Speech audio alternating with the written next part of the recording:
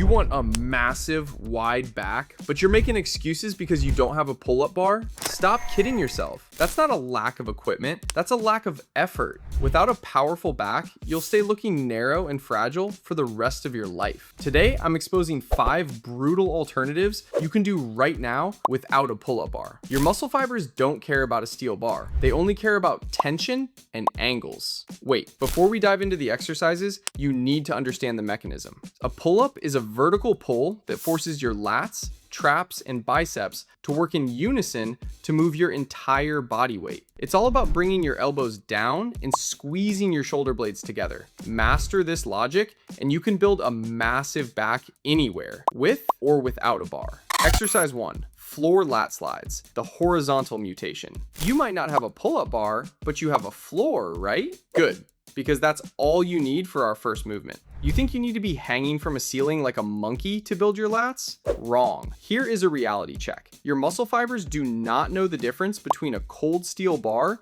and your living room floor. All they understand is tension and angle. So if you can create the exact same pull-up mechanism horizontally, you get the exact same results. Get on the floor, lie face down, grab a towel and place it under your body so you can slide. Extend your arms forward, keeping them straight. Now press your elbows into the ground and pull your entire body forward until your hands reach your chest. Then slide back. Sounds easy? Let's see you try it. Most of you are going to wiggle around on the floor like a dying worm, using your momentum instead of your muscles. You're not pulling yourself, you're just wiping the floor with your belly. If you want this to work, you need to drive your elbows down like you were trying to break the tiles. The resistance here is friction. The harder you push down, the harder it is to pull. And stop looking up like a confused turtle. Keep your neck straight and your head in line with your spine. Do 10 reps of this and your lats will feel like they've been lit on fire. If they don't, you are not pulling hard enough. Stop pretending to exercise and actually put some force into the ground. Exercise 2, table rows, the heavy hitter.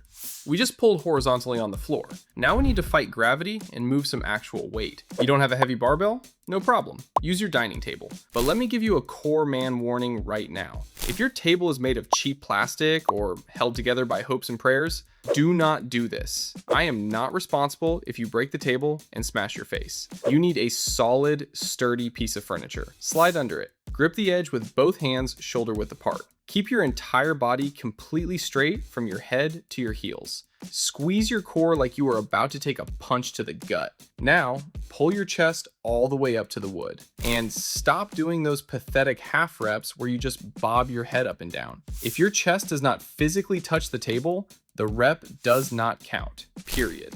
And remember the gravity cheat we talked about earlier? Do not just drop back to the floor like a sack of rocks. Lower yourself slowly for 3 full seconds. Control the eccentric. This is the absolute closest thing you will get to a heavy barbell row at home.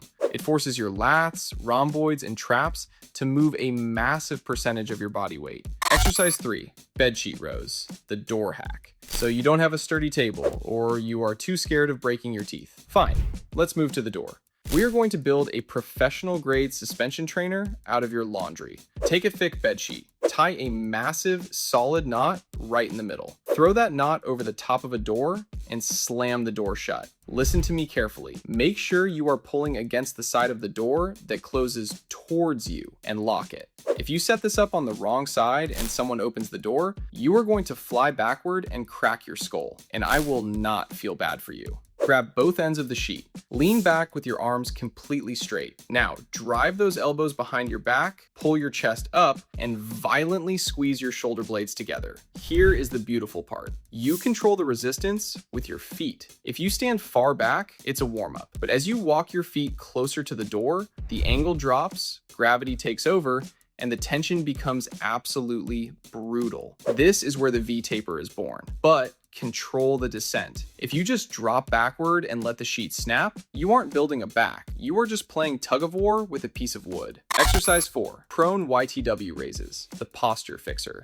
Let's talk about the damage you do to yourself every single day. You spend 10 hours hunched over your laptop or staring down at your phone, looking like a depressed question mark. It is destroying your posture and keeping your back weak. Exercise number 4 is the cure. Lie face down on the floor. Lift your arms and your chest slightly off the ground. First, raise your arms up into a Y shape. Then, bring them straight out to the sides into a T. Finally, pull your elbows down and back into a W. Here is the golden rule. In every single position, you violently squeeze your shoulder blades together and hold it at the top for 2 full seconds. This is not about moving heavy weight. This is about targeting the deep stabilizers, your lower traps, rhomboids, and rear delts. These are the exact muscles that pull your shoulders back and give your physique that 3D carved out look. It looks like a warm-up, it looks easy, but by the second round, your upper back will be screaming for mercy. If your arms start dropping to the floor,